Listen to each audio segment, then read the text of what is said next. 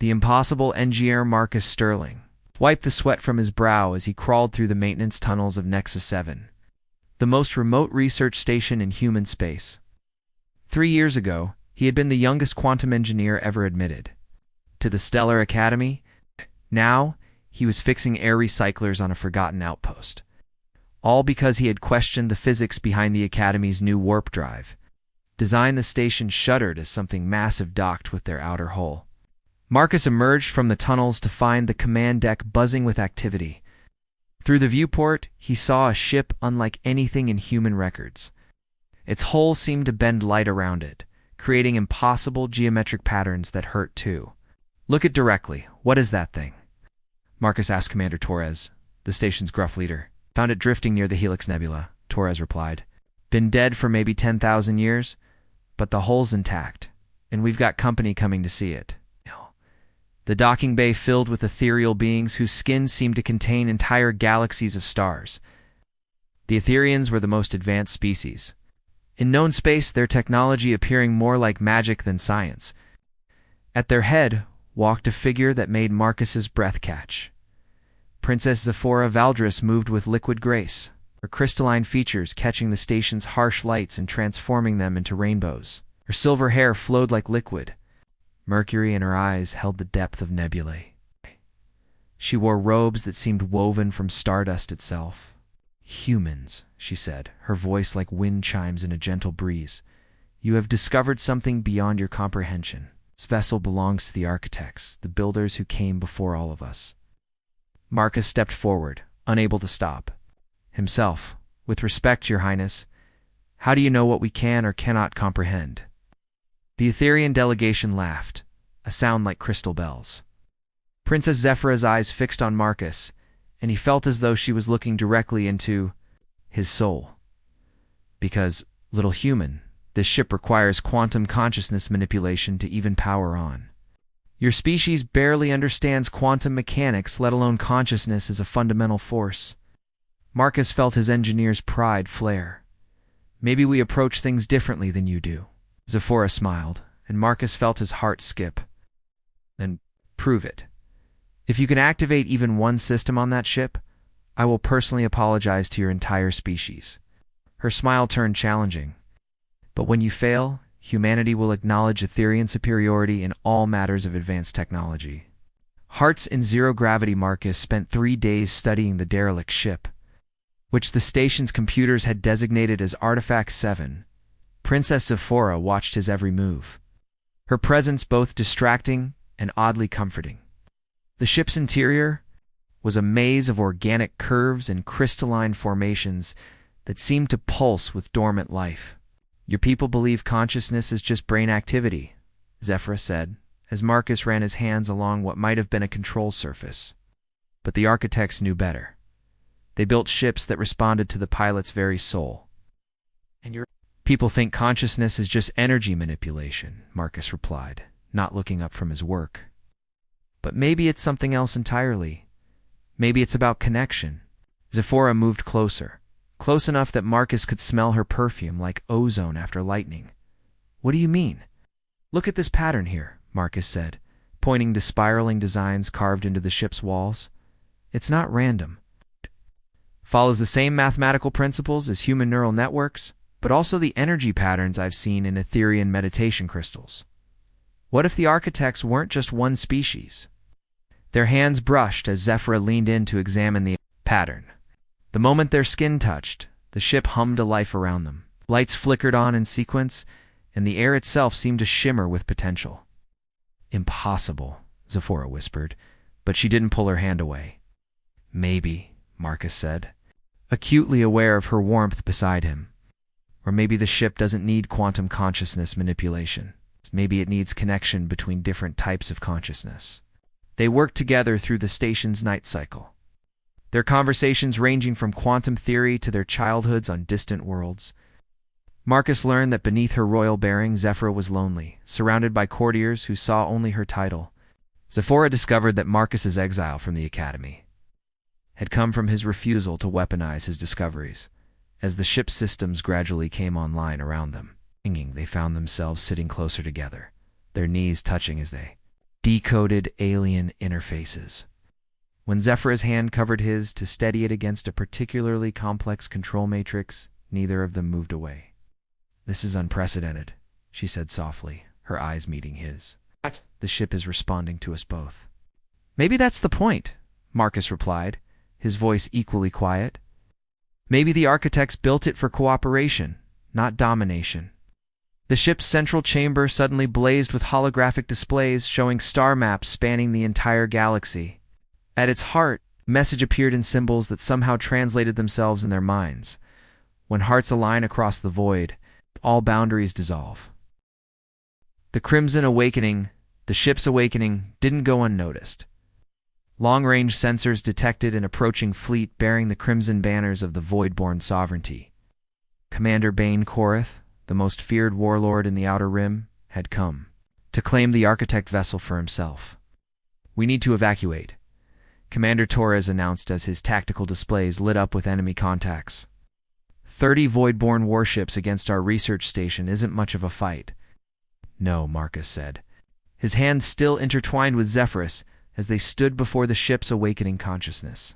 "This ship was meant to be found. Look at the star maps it's showing us. It's not just any vessel. It's the Starweaver." Princess Zephyra's eyes widened. The Starweaver is a legend.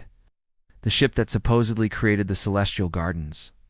A vessel that could reshape reality itself. "Legends have to start somewhere," Marcus replied, feeling the ship's power thrumming through their joined hands. "And I think we're about to find out if this one's true." Korath's voice boomed through the station's communications array. "Surrender the architect vessel, and your deaths will be swift. Resist, and I will make examples of you all." The Voidborn were a warrior species, their bodies augmented with biomechanical implants that made them living weapons. Korath himself was rumored to be more machine than flesh, his heart replaced with a power core that fed his unnatural strength. As the first Voidborn fighters screamed toward Nexus 7, the Starweaver lifted from the station's docking bay under its own power. Marcus found himself at the ship's helm, his consciousness merging with its quantum systems. While Zephyra channeled Etherian energy techniques to amplify their connection, I can feel its thoughts. Zephyra gasped as the ship's weapon systems came online. "It's not just a machine, Marcus. It's alive, and it's been waiting so long for someone to wake it up properly." The ship moved like poetry in motion, its reality bending. Weapons turning Korath's fighters into cascading auroras of light. But the warlord's flagship, massive dreadnought bristling with stolen technology from a dozen species, pressed forward, undaunted. "He's using a quantum disruptor," Marcus realized, as the ship shuddered under the flagship's bombardment. "He can destabilize our consciousness link." Zephyr's grip tightened on his hand. "So then we need to make our connection stronger than his weapons." Her eyes met his, and Marcus saw a lifetime of loneliness dissolving into something deeper. "I think I'm falling in love with you, Marcus Sterling. I think I fell the moment you challenged me to prove myself," he replied, and when their lips met, the Starweaver sang with power that made stars tremble in their courses. But even as their kiss deepened, Korath's boarding pods struck the ship's hull, and the sound of cutting torches echoed through the corridors. Love across the stars, the Voidborn boarding party moved through the Starweaver's corridors like a plague of steel and fury. Marcus and Zephora fought side by side, their combined will turning the ship's defensive systems into works of art that would have been impossible for either species alone.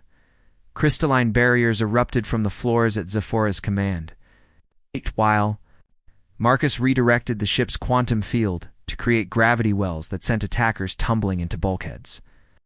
Their connection had evolved beyond mere cooperation into something that felt like sharing the same soul. "The ship's showing me its memories," Zephyr said as they retreated toward the central chamber. "The architects weren't one species, Marcus. They were lovers from different worlds who learned that consciousness could transcend biology." "Like us," Marcus replied, pausing to seal a bulkhead behind them. "That's why it responds to us both.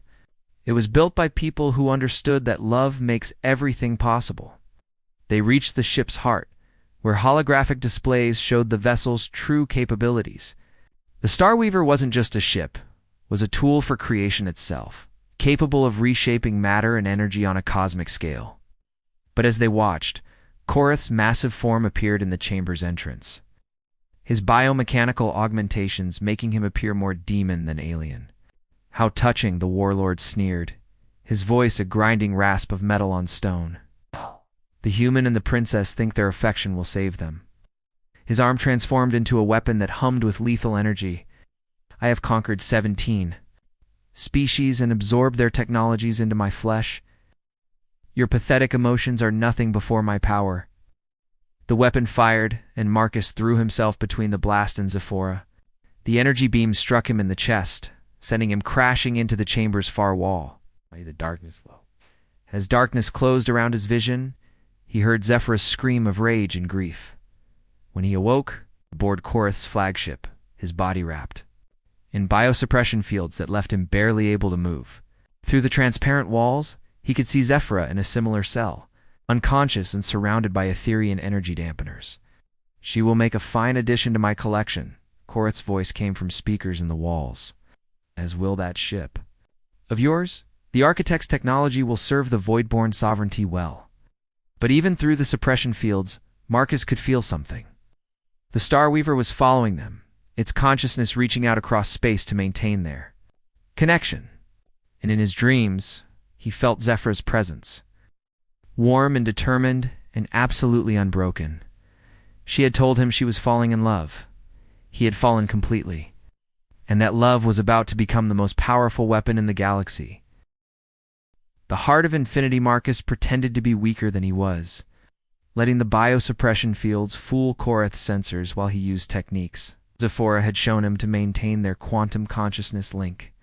Through their connection, he learned that she was doing the same thing, using human-style lateral thinking to work around the Etherian dampeners. When the guards came to transfer him to the interrogation chamber, Marcus was ready. The Starweaver had taught him how consciousness could affect reality at the quantum level. He didn't need his hands to manipulate energy, he needed his will. The suppression field flickered and died. The guards found themselves facing not a helpless prisoner, but an engineer whose understanding of physics had been expanded by an ancient ship that viewed the universe as a canvas for creation. Marcus moved through Korath's flagship like a force of nature, the Starweaver's power flowing through him as he reshaped metal and redirected energy with thought alone. Found Zephora in the ship's detention center, her eyes bright with the same impossible power. I felt you coming, she said as the cell walls dissolved at his touch. The ship showed me how to see through your eyes. They moved as one entity with two bodies, their combined consciousness turning the flagship's own systems against its crew. But Korath was waiting for them in his command chamber, his body now more machine than ever as he prepared to download the Starweaver's consciousness into his own. You cannot defeat me, he snarled, his augmented form bristling with weapons. I am beyond love, beyond weakness, beyond everything that makes you inferior. That's exactly why you'll lose, Marcus replied, taking Zephora's hand. You don't understand what we've become. The Starweaver materialized around them like a dream becoming real, its hull phasing through Korath's flagship as reality bent to accommodate its presence. The ancient vessel's consciousness filled the command chamber, and for a moment, everyone present could see what the architects had truly built. It wasn't a weapon. It was a love letter to the universe itself, a ship designed to help different species understand that consciousness. Love and creativity were the fundamental forces that shaped all existence. Korath fired every weapon he had, but the beams passed harmlessly through Marcus and Zephora as they kissed in the heart of infinite possibility. The Starweaver sang around them, its reality-shaping abilities turning the warlord's fleet into cascades of light that reformed as flowers blooming in the vacuum of space.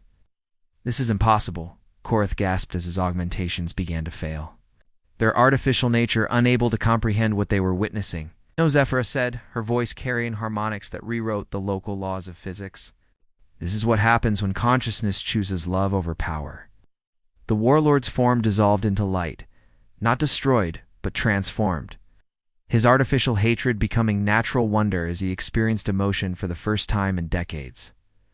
As the last of Korath's fleet bloomed into cosmic gardens, Marcus and Zephora stood together on the Starweaver's bridge.